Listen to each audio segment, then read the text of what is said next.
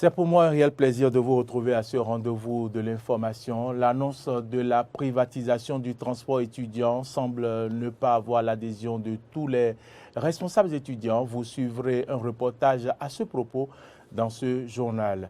À suivre également ce soir le lancement des travaux de l'atelier de planification de la composante administration électronique du centre de transformation digitale par la ministre Aurélie Adamsoulé-Zoumarou.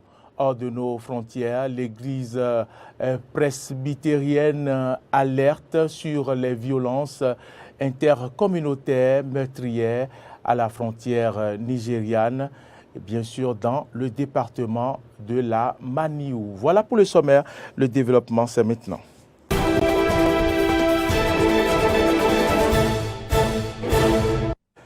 Je vous en parlais en titre, l'annonce de la privatisation du transport des étudiants dans les universités publiques faite par la ministre de l'Enseignement supérieur ne semble pas rencontrer l'adhésion des responsables étudiants.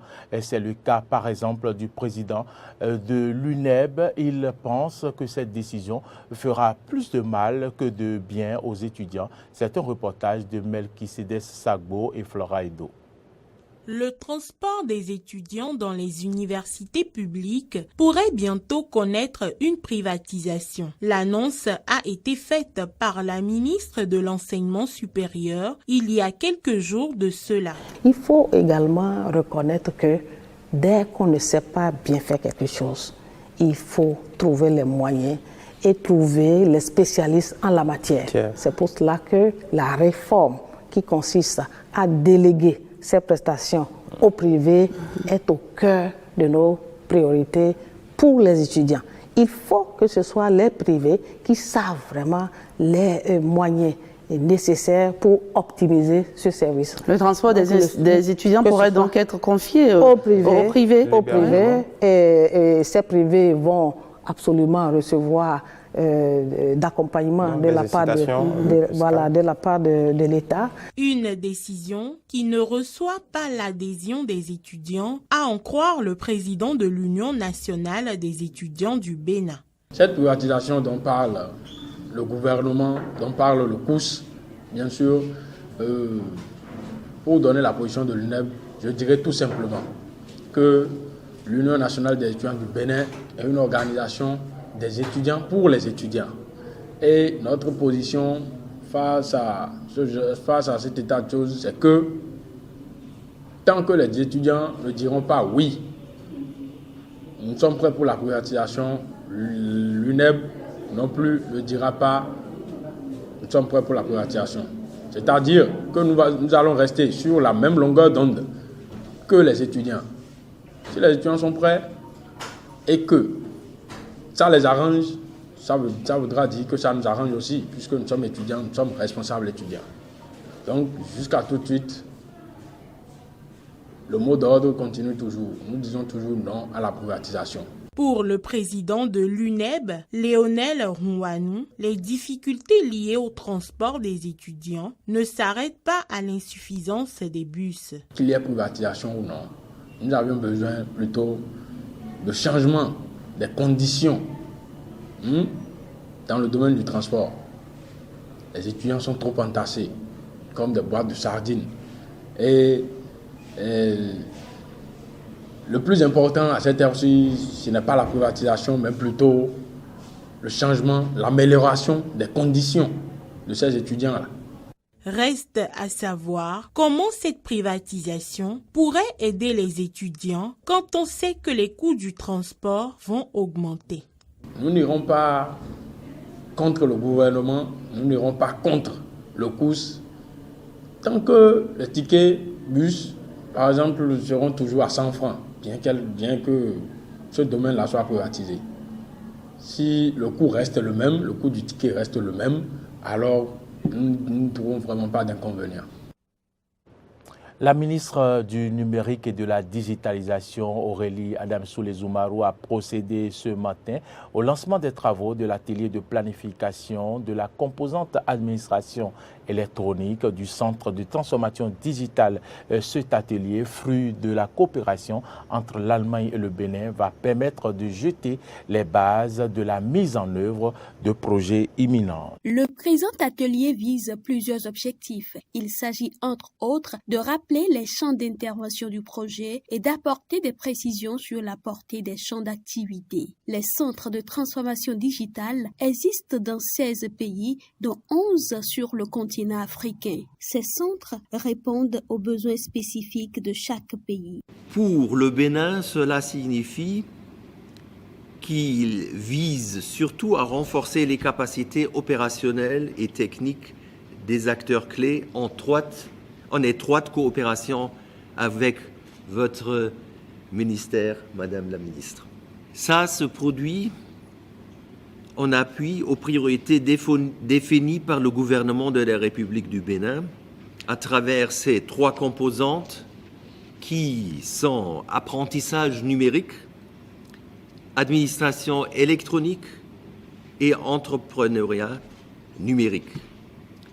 Les ateliers de planification serviront à opérationnaliser cet appui et à identifier d'une manière conjointe les activités concrètes à exécuter dans le cadre de l'appui allemand, bien surtout en s'alignant sur les stratégies et objectifs définis par le gouvernement béninois. La ministre du Numérique et de la Digitalisation garde espoir que le présent atelier apportera des résultats concrets dans la poursuite de l'agenda numérique du gouvernement. Il s'agira donc pour les acteurs de définir les orientations stratégiques lors de cet atelier afin que les projets et activités soient alignés avec les priorités du gouvernement béninois en matière de digitalisation des services publics. Et ces orientations devront permettre de mon point de vue, d'une part, d'assurer un renforcement des capacités efficaces du personnel de l'administration publique, mais aussi des prestataires de services et de développer donc un marché florissant autour de ces services au gouvernement. C'est pour cela que je garde l'espoir que les résultats de vos travaux vont venir renforcer la dynamique que nous avons déjà prise dans le secteur et notamment en ce qui concerne donc la digitalisation. Pour le secteur du numérique, la coopération allemande a contribué jusqu'ici à environ 30 millions d'euros. Le ministre d'État chargé de l'économie et des finances était hier face aux députés de la 8e législature dans le cadre du débat d'orientation budgétaire pour le projet de loi de finances 2023. Romuald Wadagni a exposé l'orientation budgétaire aux députés au Parlement comme l'exige la loi des députés. Les députés doivent être entretenus par l'Agentier national sur l'orientation globale du gouvernement avant le balai des ministres. Cela permet aux parlementaires d'avoir une idée des projections économiques pour l'élaboration et le vote du budget général de l'État, gestion 2023. Et vous le savez, nous sommes en pleine saison pluvieuse, une saison favorable à la prolifération des moustiques et donc à la transmission du paludisme et d'autres pathologies. Quelles sont alors les précautions à prendre en cette saison? Élément de réponse dans ce reportage de Carnot François Rumbé-Renton. La saison pluvieuse n'a pas que pour conséquence les inondations. C'est aussi une période à risque sur le plan sanitaire car elle facilite la transmission de certaines pathologies. Mystère Dienotin, médecin généraliste. La saison pluvieuse, c'est une saison qui est propice à beaucoup de maladies, notamment la maladie infectieuse. Et quand on parle de maladie infectieuse, c'est en premier lieu, dans notre contexte, le paludisme, qui est une maladie parasitaire. On a aussi les maladies respiratoires, à savoir la grippe et autres maladies qui sont liées au froid. C'est essentiellement les principaux problèmes de santé qu'on peut avoir en saison pluvieuse. Il ne faut pas oublier, puisque nous avons fêté récemment la journée mondiale de la drépanocytose, que c'est une saison qui est propice aux crises chez tous ceux qui sont drépanocytaires. Donc c'est une période pendant laquelle ils doivent vraiment se protéger. Pour lui, il est important de bien se comporter en cette période de pluie et surtout protéger les enfants de 0 à 5 ans et les femmes enceintes. Il faut dormir sous les moustiquaires imprégnés. Ensuite, il faut lutter contre la multiplication des gîtes parasitaires. Ça veut dire tout ce qui est endroit où de l'eau sale peut s'accumuler dans la maison, il faut les vider. Il faut mettre des grillages au niveau des portes et des fenêtres pour éviter que les moustiques entrent dans la maison. Et il faut surtout protéger les enfants de moins de 5 ans et les femmes enceintes qui sont les personnes les plus exposées à faire des formes graves de paludisme. À part cela, il y a les maladies respiratoires, comme je l'ai dit, comme la grippe. Il faut éviter d'être trop exposé au froid. Et il faut porter des tenues qui protègent contre le froid, donc il faut rester au chaud. Surtout pour, comme je le disais tout à l'heure, les gens qui souffrent de drépanocytose, c'est un moment où ils doivent vraiment se surveiller, éviter de trop se soumettre au froid. Éviter aussi de trop se protéger pour avoir trop chaud, parce que c'est des chances qui, dans tous les deux cas, peuvent avoir des crises. Outre ces mesures préventives, en cas de fièvre, il est conseillé ceci. Ulrich Tonato, médecin généraliste. Il faudrait donc faire attention. Donc au premier signe, peut-être de détresse respiratoire, de nez bouché, de fièvre, donc il faudra tout faire pour aller se faire consulter. Par rapport au paludisme, je pense que nous savons tous, soit vous allez acheter un CTA si vous avez les signes positifs de paludisme, c'est-à-dire la fièvre, les maux de tête, des courbatures, l'urine foncée, un manque d'appétit. Ce sont ces symptômes-là qui orientent plus vers le paludisme. Et il est important aussi de bien se protéger. Conscient de ce que la santé n'a pas de prix, il s'avère important pour chacun de respecter ces consignes pour bien jouir d'une parfaite santé en cette saison pluvieuse. Hors du Bénin, le dialogue politique entre le gouvernement, les acteurs politiques et la société civile a ouvert ses portes hier en Guinée à l'invitation du Premier ministre Mohamed Beavogui. C'est devant un parterre de personnalités politiques, de la société civile, de religieux et de diplomates accrédités en Guinée que le Premier ministre Mohamed Beavogui a ouvert les débats. Objectif, permettre à la Guinée d'avancer selon le chef du gouvernement guinéen qui dit vouloir sortir de la transition militaire entamée depuis le coup d'État qui a renversé l'ancien président Alpha Condé le 5 septembre dernier. D'entrée, il a affirmé son engagement à mener avec tous un échange ouvert, inclusif et constructif.